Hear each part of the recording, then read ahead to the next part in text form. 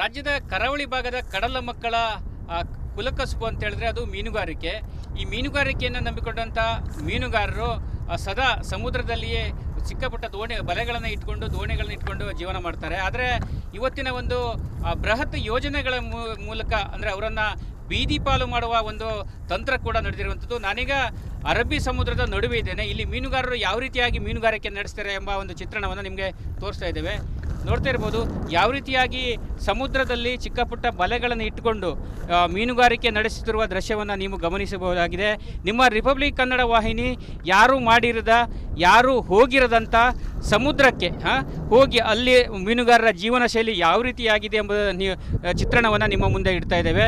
ಇದು ಅಂಕೋಲಾ ತಾಲೂಕಿನ ಕೇಣಿ ಗ್ರಾಮದಿಂದ ಸುಮಾರು 5 ಕಿಲೋಮೀಟರ್ ದೂರದ ಒಂದು ಸಮುದ್ರಕ್ಕೆ ನಾವು ಬಂದಿದ್ದೇವೆ. ನೋಡ್ತಾ ಇರ್ಬೋದು ಯಾವ ರೀತಿಯಾಗಿ ಆ ಮೀನಿಗಾಗಿ ಮೀನುಗಾರರು ಯಾವ ರೀತಿಯಾಗಿ ಬಲೆಗಳನ್ನು ಹಾಕಿದ್ದಾರೆ ಎಂಬ ದೃಶ್ಯ ಇದಾಗಿದೆ.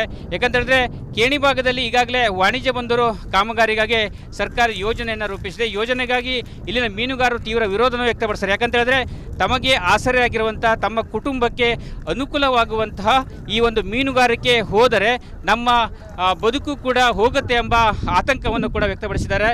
ಕಳೆದ ಕೆಲ ದಿನಗಳ ಹಿಂದೆ ಅಂದರೆ ಇಲ್ಲಿನ ಮೀನುಗಾರರು ಕೂಡ ಇದೇ ಒಂದು ಕಾರಣಕ್ಕೆ ತಮ್ಮ ಸಾಂಪ್ರದಾಯಿಕ ಮೀನುಗಾರಿಕೆಗೆ ಧಕ್ಕೆ ಆಗ್ತದೆ ಎಂಬ ಕಾರಣಕ್ಕೆ ವಾಣಿಜ್ಯ ಬಂದರು ಯೋಜನೆಯನ್ನು ವಿರೋಧಿಸ್ತಾ ಬಂದಿದ್ದಾರೆ. ಆ ನಿಟ್ಟಿನಲ್ಲಿ ಬೃಹತ್ ಪ್ರತಿಭಟನೆಗಳು ನಡೆಸಿದ್ದಾರೆ. ಸಮುದ್ರಕ್ಕೆ ಜಿಗಿದು ಆಕ್ರೋಶವನ್ನು ಕೂಡ ವ್ಯಕ್ತಪಡಿಸಿದ್ದಾರೆ. ನಿಮ್ಮ ರಿಪಬ್ಲಿಕ್ ವಾಹಿನಿ ಇಲ್ಲಿನ ಒಂದು ಗ್ರೌಂಡ್ ರಿಪೋರ್ಟನ್ನು ನಿಮಗೆ ತೋರಿಸ್ತಾ ಇದ್ದೇವೆ. ನೋಡ್ತಾ ಇರ್ಬೋದು ಯಾವ ರೀತಿಯಾಗಿ ಮೀನುಗಾರರ ಬದುಕು ಈ ಒಂದು ಕಡಲ ಅಲೆಗಳ ಮೇಲೆ ನಿಂತಿದೆ ಎಂಬ ದೃಶ್ಯವನ್ನು ಗಮನಿಸಬಹುದು.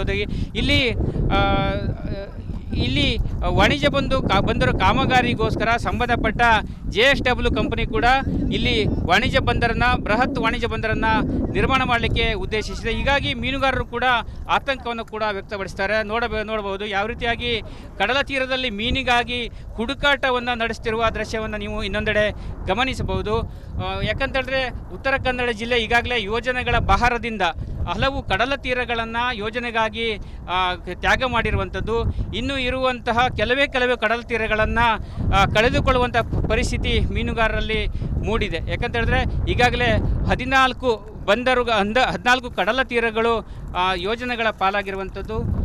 ಸುಮಾರು ಈಗ ಉಳಿದಿರುವಂಥದ್ದು 4 ಕಡಲ ತೀರಗಳು ಮತ್ತೆ ಅಂದರೆ ಅಂಕೋಲಾ ತಾಲೂಕಿನ ಕೇಣಿ ಮತ್ತು ಹೊನ್ನಾವರ ತಾಲೂಕಿನ ಟೊಂಕ ಕಡಲ ತೀರದಲ್ಲಿ ಬೃಹತ್ ಯೋಜನೆಗಳು ಅಂದರೆ ವಾಣಿಜ್ಯ ಬಂದರು ಯೋಜನೆಯನ್ನು ನಿರ್ಮಿಸಲು ಸರ್ಕಾರ ನಿರ್ಧರಿಸುವಂಥದ್ದು. ಇದು ಕಡಲ ಮಕ್ಕಳ ಒಂದು ಭೀತಿಗೆ ಕಾರಣವಾಗಿರುವಂಥದ್ದು. ಕ್ಯಾಮರಾ ಪರ್ಸನ್ ಕಿಶನ್ ಗುರು ಜೊತೆ ನಾನು ಶೇಷಗಿರಿ ಮುಂಡಳ್ಳಿ, ರಿಪಬ್ಲಿಕ್ ಕನ್ನಡ, ಕಾರವಾರ. ರಾಜ್ಯದ ಕರಾವಳಿ ಭಾಗದ ಕಡಲ ಮಕ್ಕಳ ಕುಲಕಸುಬು ಅಂತ ಹೇಳಿದ್ರೆ ಅದು ಮೀನುಗಾರಿಕೆ.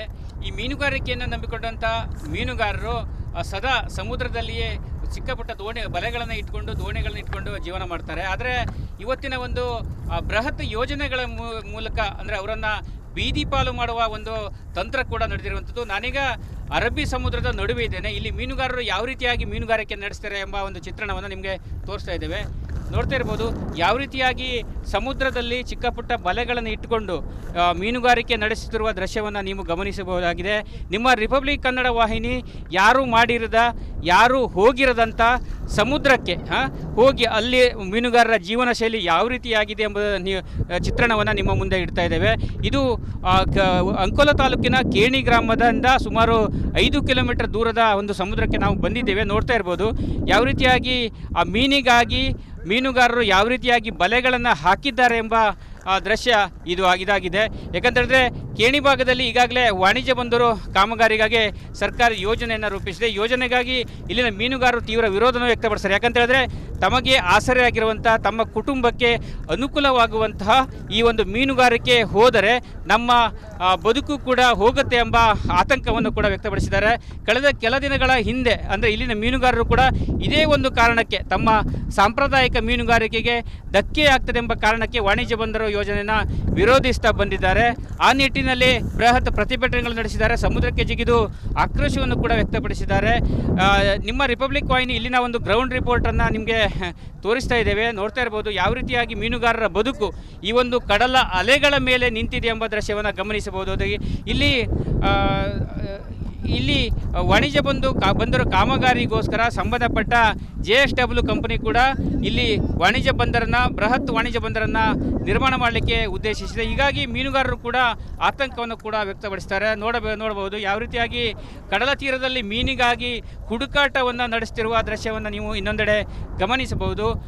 ಯಾಕಂತೇಳಿದ್ರೆ ಉತ್ತರ ಕನ್ನಡ ಜಿಲ್ಲೆ ಈಗಾಗಲೇ ಯೋಜನೆಗಳ ಬಹಾರದಿಂದ ಹಲವು ಕಡಲ ತೀರಗಳನ್ನು ಯೋಜನೆಗಾಗಿ ತ್ಯಾಗ ಮಾಡಿರುವಂಥದ್ದು. ಇನ್ನು ಇರುವಂತಹ ಕೆಲವೇ ಕಡಲ ತೀರಗಳನ್ನು ಕಳೆದುಕೊಳ್ಳುವಂಥ ಪರಿಸ್ಥಿತಿ ಮೀನುಗಾರರಲ್ಲಿ ಮೂಡಿದೆ. ಯಾಕಂತೇಳಿದ್ರೆ ಈಗಾಗಲೇ 14 ಕಡಲ ತೀರಗಳು ಯೋಜನೆಗಳ ಪಾಲಾಗಿರುವಂಥದ್ದು. ಸುಮಾರು ಈಗ ಉಳಿದಿರುವಂಥದ್ದು 4 ಕಡಲ ತೀರಗಳು ಮತ್ತೆ ಅಂದರೆ ಅಂಕೋಲ ತಾಲೂಕಿನ ಕೇಣಿ ಮತ್ತು ಹೊನ್ನಾವರ ತಾಲೂಕಿನ ಟೊಂಕ ಕಡಲ ತೀರದಲ್ಲಿ ಬೃಹತ್ ಯೋಜನೆಗಳು ಅಂದರೆ ವಾಣಿಜ್ಯ ಬಂದರು ಯೋಜನೆಯನ್ನು ನಿರ್ಮಿಸಲು ಸರ್ಕಾರ ನಿರ್ಧರಿಸುವಂಥದ್ದು. ಇದು ಕಡಲ ಮಕ್ಕಳ ಒಂದು ಭೀತಿಗೆ ಕಾರಣವಾಗಿರುವಂಥದ್ದು. ಕ್ಯಾಮರಾ ಪರ್ಸನ್ ಕಿಶನ್ ಗುರು ಜೊತೆ ನಾನು ಶೇಷಗಿರಿ ಮುಂಡಳ್ಳಿ, ರಿಪಬ್ಲಿಕ್ ಕನ್ನಡ, ಕಾರವಾರ. ರಾಜ್ಯದ ಕರಾವಳಿ ಭಾಗದ ಕಡಲ ಮಕ್ಕಳ ಕುಲಕಸುಬು ಅಂತ ಹೇಳಿದ್ರೆ ಅದು ಮೀನುಗಾರಿಕೆ. ಈ ಮೀನುಗಾರಿಕೆಯನ್ನು ನಂಬಿಕೊಂಡಂಥ ಮೀನುಗಾರರು ಸದಾ ಸಮುದ್ರದಲ್ಲಿಯೇ ಚಿಕ್ಕ ಪುಟ್ಟ ಬಲೆಗಳನ್ನು ಇಟ್ಕೊಂಡು ಜೀವನ ಮಾಡ್ತಾರೆ. ಆದರೆ ಇವತ್ತಿನ ಒಂದು ಬೃಹತ್ ಯೋಜನೆಗಳ ಮೂಲಕ ಅಂದರೆ ಅವರನ್ನು ಬೀದಿ ಪಾಲು ಮಾಡುವ ಒಂದು ತಂತ್ರ ಕೂಡ ನಡೆದಿರುವಂಥದ್ದು. ನಾನೀಗ ಅರಬ್ಬಿ ಸಮುದ್ರದ ನಡುವೆ ಇದ್ದೇನೆ. ಇಲ್ಲಿ ಮೀನುಗಾರರು ಯಾವ ರೀತಿಯಾಗಿ ಮೀನುಗಾರಿಕೆ ನಡೆಸ್ತಾರೆ ಎಂಬ ಒಂದು ಚಿತ್ರಣವನ್ನು ನಿಮಗೆ ತೋರಿಸ್ತಾ ಇದ್ದೇವೆ. ನೋಡ್ತಾ ಇರ್ಬೋದು ಯಾವ ರೀತಿಯಾಗಿ ಸಮುದ್ರದಲ್ಲಿ ಚಿಕ್ಕ ಪುಟ್ಟ ಬಲೆಗಳನ್ನು ಇಟ್ಟುಕೊಂಡು ಮೀನುಗಾರಿಕೆ ನಡೆಸುತ್ತಿರುವ ದೃಶ್ಯವನ್ನು ನೀವು ಗಮನಿಸಬಹುದಾಗಿದೆ. ನಿಮ್ಮ ರಿಪಬ್ಲಿಕ್ ಕನ್ನಡ ವಾಹಿನಿ ಯಾರೂ ಹೋಗಿರದಂಥ ಸಮುದ್ರಕ್ಕೆ ಹೋಗಿ ಅಲ್ಲಿ ಮೀನುಗಾರರ ಜೀವನ ಶೈಲಿ ಯಾವ ರೀತಿಯಾಗಿದೆ ಎಂಬ ಚಿತ್ರಣವನ್ನು ನಿಮ್ಮ ಮುಂದೆ ಇಡ್ತಾ ಇದ್ದೇವೆ. ಇದು ಅಂಕೋಲ ತಾಲೂಕಿನ ಕೇಣಿ ಗ್ರಾಮದಿಂದ ಸುಮಾರು 5 ಕಿಲೋಮೀಟರ್ ದೂರದ ಒಂದು ಸಮುದ್ರಕ್ಕೆ ನಾವು ಬಂದಿದ್ದೇವೆ. ನೋಡ್ತಾ ಇರ್ಬೋದು ಯಾವ ರೀತಿಯಾಗಿ ಆ ಮೀನಿಗಾಗಿ ಮೀನುಗಾರರು ಯಾವ ರೀತಿಯಾಗಿ ಬಲೆಗಳನ್ನು ಹಾಕಿದ್ದಾರೆ ಎಂಬ ದೃಶ್ಯ ಇದಾಗಿದೆ. ಯಾಕಂತೇಳಿದ್ರೆ ಕೇಣಿ ಭಾಗದಲ್ಲಿ ಈಗಾಗಲೇ ವಾಣಿಜ್ಯ ಬಂದರು ಕಾಮಗಾರಿಗಾಗಿ ಸರ್ಕಾರ ಯೋಜನೆಯನ್ನು ರೂಪಿಸಿದೆ. ಯೋಜನೆಗಾಗಿ ಇಲ್ಲಿನ ಮೀನುಗಾರರು ತೀವ್ರ ವಿರೋಧವನ್ನು ವ್ಯಕ್ತಪಡಿಸ್ತಾರೆ. ಯಾಕಂತೇಳಿದ್ರೆ ತಮಗೆ ಆಸರೆಯಾಗಿರುವಂಥ ತಮ್ಮ ಕುಟುಂಬಕ್ಕೆ ಅನುಕೂಲವಾಗುವಂತಹ ಈ ಒಂದು ಮೀನುಗಾರಿಕೆ ಹೋದರೆ ನಮ್ಮ ಬದುಕು ಕೂಡ ಹೋಗುತ್ತೆ ಎಂಬ ಆತಂಕವನ್ನು ಕೂಡ ವ್ಯಕ್ತಪಡಿಸಿದ್ದಾರೆ.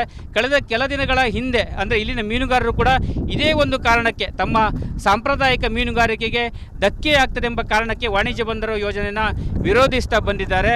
ಆ ನಿಟ್ಟಿನಲ್ಲಿ ಬೃಹತ್ ಪ್ರತಿಭಟನೆಗಳು ನಡೆಸಿದ್ದಾರೆ. ಸಮುದ್ರಕ್ಕೆ ಜಿಗಿದು ಆಕ್ರೋಶವನ್ನು ಕೂಡ ವ್ಯಕ್ತಪಡಿಸಿದ್ದಾರೆ.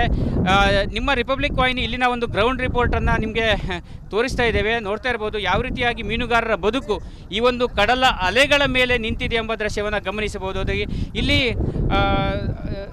ಇಲ್ಲಿ ವಾಣಿಜ್ಯ ಬಂದರು ಕಾಮಗಾರಿಗೋಸ್ಕರ ಸಂಬಂಧಪಟ್ಟ JSW ಕಂಪನಿ ಕೂಡ ಇಲ್ಲಿ ವಾಣಿಜ್ಯ ಬಂದರನ್ನು ಬೃಹತ್ ವಾಣಿಜ್ಯ ಬಂದರನ್ನು ನಿರ್ಮಾಣ ಮಾಡಲಿಕ್ಕೆ ಉದ್ದೇಶಿಸಿದೆ. ಹೀಗಾಗಿ ಮೀನುಗಾರರು ಕೂಡ ಆತಂಕವನ್ನು ಕೂಡ ವ್ಯಕ್ತಪಡಿಸ್ತಾರೆ. ನೋಡಬಹುದು ಯಾವ ರೀತಿಯಾಗಿ ಕಡಲ ತೀರದಲ್ಲಿ ಮೀನಿಗಾಗಿ ಹುಡುಕಾಟವನ್ನು ನಡೆಸ್ತಿರುವ ದೃಶ್ಯವನ್ನು ನೀವು ಇನ್ನೊಂದೆಡೆ ಗಮನಿಸಬಹುದು.